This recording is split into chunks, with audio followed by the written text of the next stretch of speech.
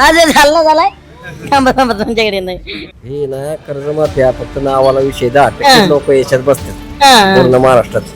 त्याचा काय एवढा सगळ्यांना फायदा होता असा काही विषय नाही. महागाईमुळे जनता खूप त्रस्त आहे सध्या. युद्धाचे परिणाम हे सर्वसामान्य लोकांना आता भोगायला लागतात. असं मोदी साहेब सांगतात सर्वांनी बचत फिरू नका फिरू नका, स्वतः 4-4 दिवस जाऊन फिरतात ते.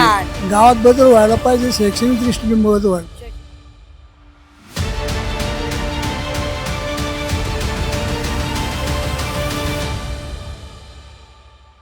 पण आता 6 वाजलेले आहेत. 6 वाजले की तुम्हाला माहिती आहे ग्रामीण भागात काय असते, चाय पे चर्चा.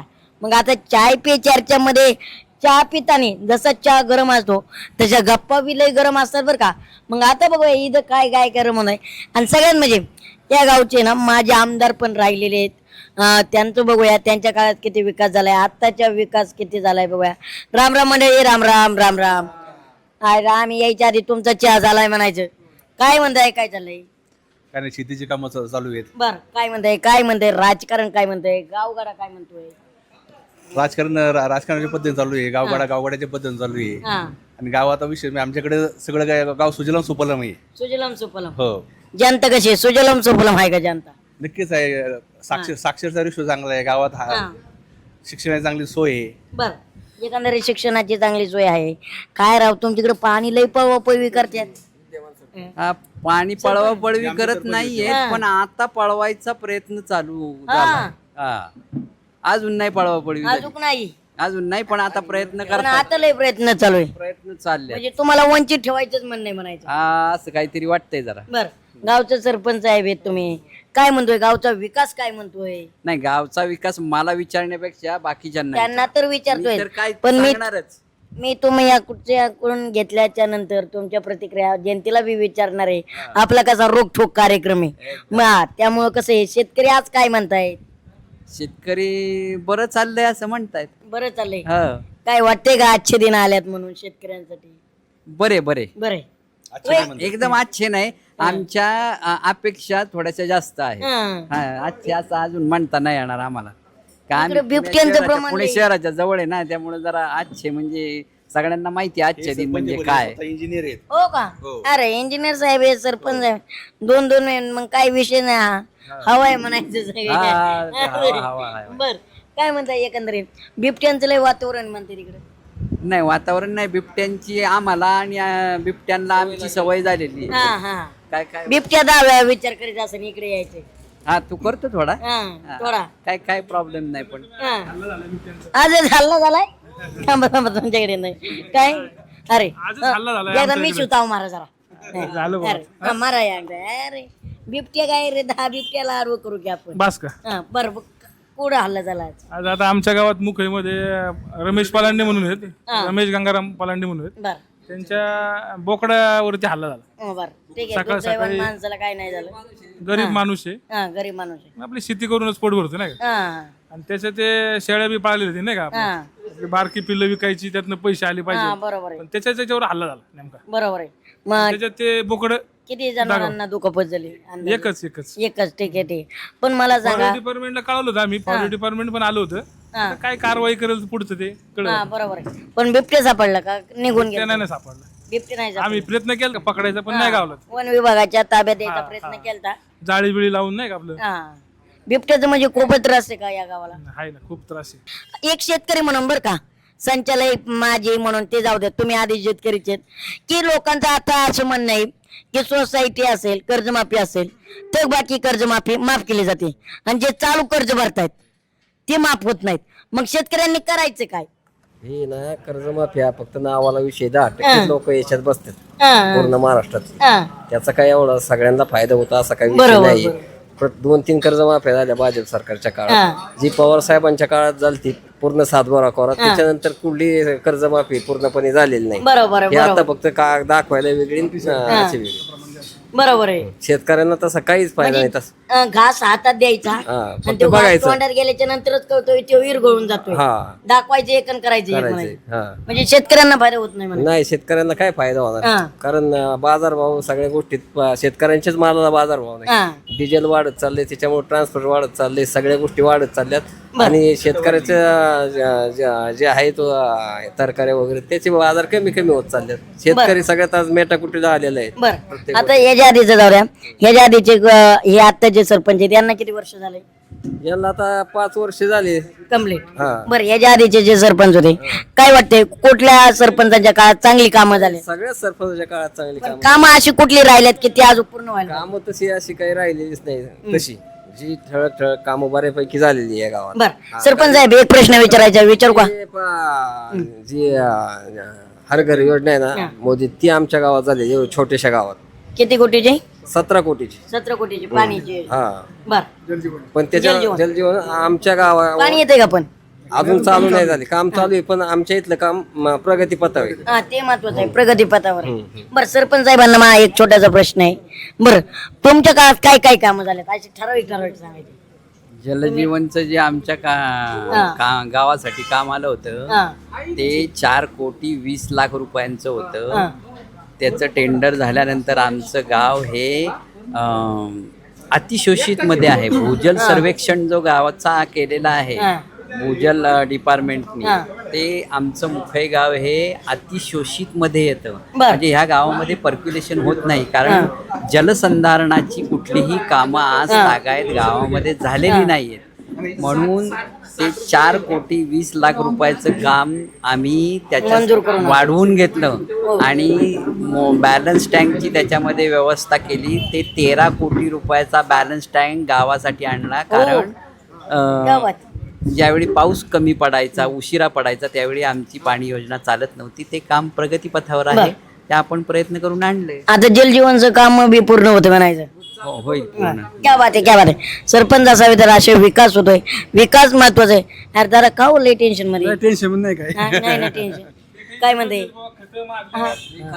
खताचं बिझनेस खताचं टेन्शन आहे का दुसरी टेन्शन? खताच नाही टेन्शन का, आता महागाईमुळे जनता खूप त्रस्त आहे सध्या. युद्धाचे परिणाम हे सर्वसामान्य लोकांना आता भोगायला लागत असं. बरोबर बरोबर. त्याच्यामुळे महागाई वाढली खूप, खतांची किमती वाढल्या, म्हणजे सगळ्याच वाढल्या, औषधाची वाढली. बरोबर आहे. शेतकरी आता त्यात पाऊस पण पडाना, त्याच्यामुळे मग चिंता असा विषय. बाकी बरोबर आहे, चिंतेचा विषय. म्हणजे जनतेचं आता काय सर्वसामान्य लोक इथं ना, असं काय कोणले असा कोण मोठा नाही असा विषय ना. बरं क्षेत्र किती आहे तुम्हाला? मला 5 एकर क्षेत्र आहे. बरं काय शेतात? शेतात काय आता ऊस आहे, बाकी असंच पडलेलं आहे. कारण पाण्याची आता कॅनलच्या पाण्याचं काही हे नाहीये, म्हणजे नियोजन नाहीये. बरोबर. नियोजन नसल्यामुळे आमच्याकडे पाण्याचं आलेच नाही असा विषय. महागाईचा काही झटका बसतोय का? महागाईचा खूप झटका बसलाय. सर्वसामान्य लोक आताच मेटा कुठला असा विषय. सरकारचं याच्यावर काही नियंत्रण नाहीये आणि त्याला मेन कारण आहे युद्धाचे. महागाई सर्वसामान्यांना आहे, सत्ताधाऱ्यांना महागाई नाही.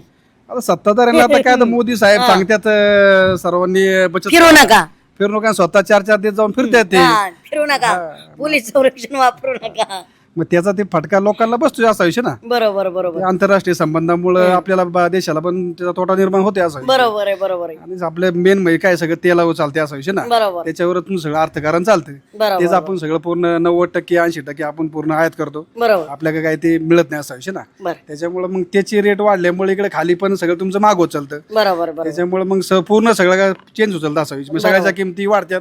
सगळ्याच्या किमती वाढल्या की तुमच्या सर्वसामान्य माणसाला जे खरेदी करायची सगळंच शेतीमालाचं म्हणा बुवा, तुमच्या दुसरं खरेदी म्हणा, किराणा मालचं म्हणा, त्याचा दुष्परिणाम खाली लोक होते असं. आज तरुणांना महागाईचा खूप मोठा सामना करावा लागतोय. इकडे आलो, तुमच्याकडे चालू, जुन्या माणसाकडे येणार ना. सर नमस्कार, कशा आहात आजोबा? आनंद आहे. आनंद आहे, चांगलं आहे. सगळं आनंद आनंद आनंद आहे, चांगलं आहे. काय म्हणतंय वातावरण? वातावरण महागाई वाढली. महागाई वाढली. हा. महागाई तर वाढणारच ना राव, 21व्या शतकात जगतोय म्हणल्यावर. आणि बरीच वाढली ना. पण आता हे म्हणतायत पहिली महागाई नव्हती का, आताच महागाई का? आता जास्ती झाली. काय महागाईचा झटका बसतोय का? बसतोय ना. वाटलं होतं का एवढं चांगलं दिवस येते सर्वसामान्यांना?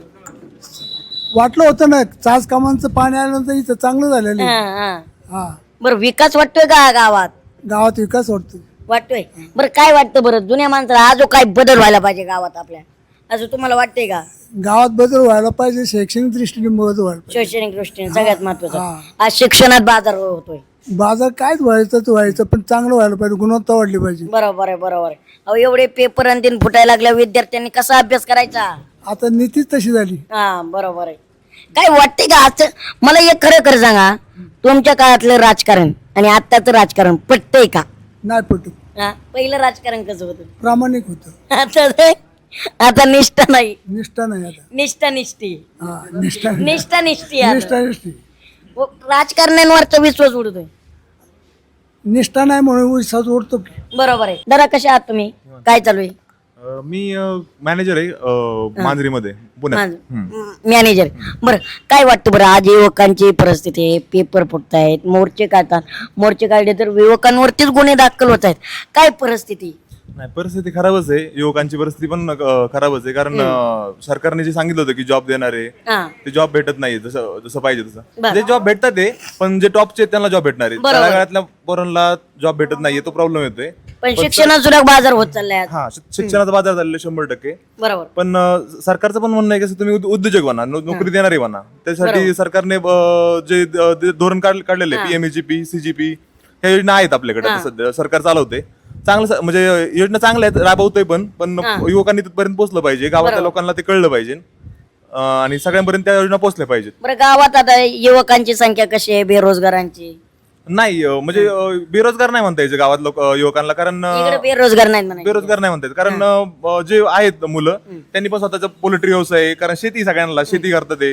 आता माझा मित्र आहे हा, त्यांनी हॉटेल व्यवसाय चालू केलाय. बरं, मला सांगा, युवकांना काय वाटतं बरं, आपल्या गावाचं व्हिजन असं पाहिजे, कसं पाहिजे गाव, काय वाटतं तुम्हाला? एक मॉडेल सेट आहे खाली हिवरे बाजार म्हणून एक गाव आहे, हा, अतिशय सुंदर गाव केलेलं आहे गावडे साहेबांनी. ते त्यांनी ते गाव पाहिलं पाहिजे. त्या गावासारखं विकास म्हणजे पाण्याचं नियोजन, रस्त्याचं नियोजन आणि आपल्या गावातून गावाला उत्पन्न कसं तयार होईल, गावाचं कसं, गावाला कशी आर्थिक गाव ग्रामपंचायत कशी श्रीमंत होईल याच्याकडे लक्ष दिलं पाहिजे. बरं, तुमच्या गावात काय कमी आता? नाही, आमच्या गावात काही कमी नाही, कारण आमचे सरपंच साहेब खूप चांगले भेटले आम्हाला या 5 वर्षात. खूप छान विकास झाला, रस्ते पण चांगले झाले.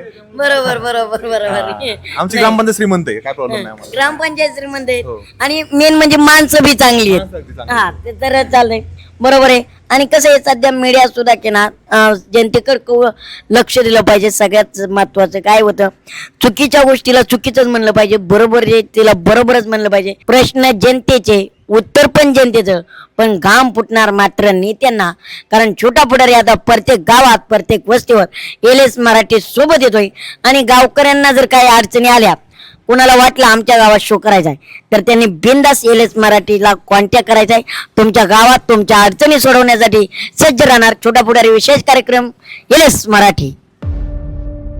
छत्रपती संभाजी महाराजांच्या पावनभूमीतील महागणपतीच्या आशीर्वादाने पंचतारांकित MIDC म्हणून ओळख असलेल्या शिरूर तालुक्यातील प्रत्येक गावचा आवाज बनवून प्रत्येक प्रश्नाला वाचा फोडण्यासाठी, शेतकऱ्यांना न्याय देण्यासाठी आणि तरुणांचे प्रश्न सोडवण्यासाठी LS मराठीच्या माध्यमातून आम्ही येतोय आपल्या गावी, आपल्या दारी.